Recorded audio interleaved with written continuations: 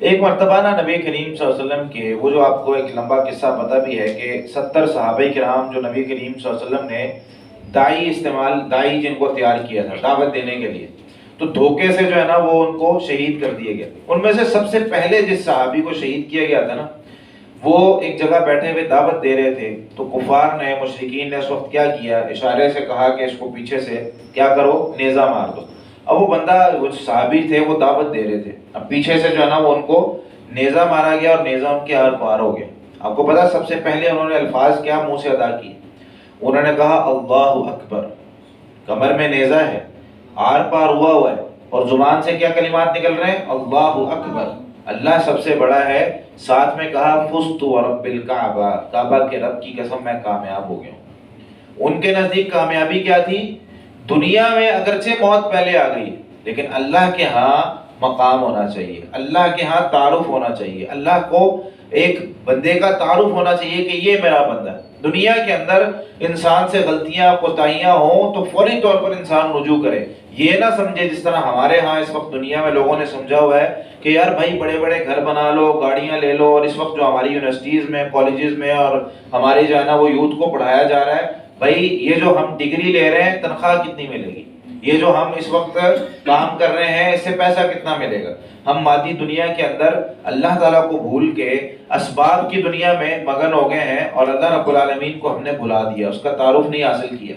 انبیاء علیہ السلام یہی چیز ہمیں بتانے کے لیے آئے تھے، اور اب علماء بھی یہ کام کر رہے ہیں کہ بھائی دنیا سارا کچھ نہیں ہے، یہاں پہ ہر بندہ اپنی کوشش کرتا ہے۔ مثال کے طور پر ایک بندہ ہے بڑا امیر ہے، اس نے اپنا سارا کچھ لگا دیا اپنی زندگی کے اندر، اپنا ایک بڑا بہترین گھر بنایا، اپنی اولاد کو بہت اچھے اسکول میں پڑھایا، کسی کو ڈاکٹر بنایا، کسی کو انجینئر بنایا، اب وہ بستر مرگ پہ پڑا ہوا ہے، بیمار ہو گئے۔ اب جب بیمار ہو گیا نا تو کیا ہوا، اس کو دنیا کے سب سے مہنگے ہسپتال میں لے کے گئے، وہاں پر دنیا کی سب سے اچھی مشینیں تھیں، سب سے اچھی مشینیں، سب سے بیسٹ ڈاکٹرز، لیکن وہ بندہ وہاں پہ بھی بچ نہیں پایا۔ ڈاکٹرز کہتے ہیں بھائی اس کا ٹائم پورا ہو گیا، مشینیں جتنی مرضی اچھی تھی،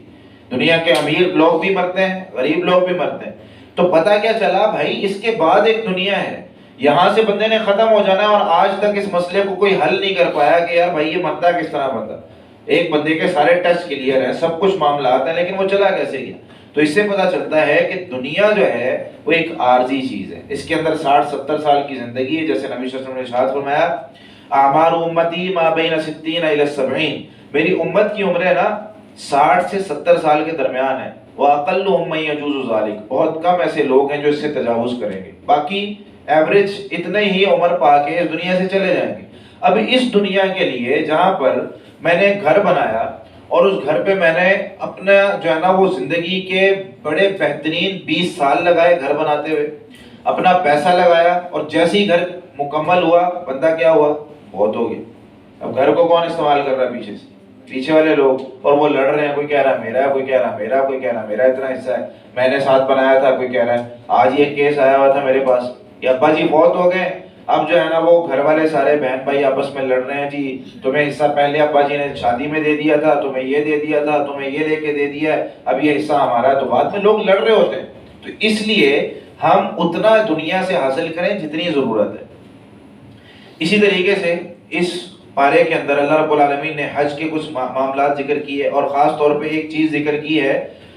دنیا کی آزمائش کے حوالے سے، وَلَنَبْلُوَنَّكُمْ بِشَيْءٍ مِّنَ الْخَوْفِ، ہم ضرور بے ضرور آپ کو آزمائیں گے، کبھی خوف کے ساتھ، وَالْجُوعِ، کبھی بھوک کے ساتھ، وَنَقْصٍ مِّنَ الْأَمْوَالِ، کبھی مال کی کمی ہوگی، کمانے والے گھر میں 10 ہوں گے لیکن پوری نہیں پڑ رہی ہوگی، وَالْأَنفُسِ، کبھی انسان بیمار ہو جائے گا، کبھی جو ہے نا وہ گھر کے اندر فوتگیاں لگاتار ہو رہی ہیں، وَالثَّمَرَاتِ، کبھی پھلوں کی کمی، فصلیں اگی نہیں رہی، یہ سارے کے سارے معاملات۔ لیکن ان سارے معاملات میں خوشخبری کس کو سنانی ہے؟ وَبَشِّرِ الصَّابِرِينَ، صبر کرنے والوں کو آپ خوشخبری سنا دیں کہ دنیا میں مصیبتیں آنی ہیں، پریشانیاں آنی ہیں، ٹینشنیں ہونی ہیں، کبھی نوکری نہیں مل رہی، کبھی بچے بیمار ہیں، کبھی گھر میں کوئی مسئلہ ہے، کبھی کوئی مسئلہ ہے، لیکن صبر کرنے والا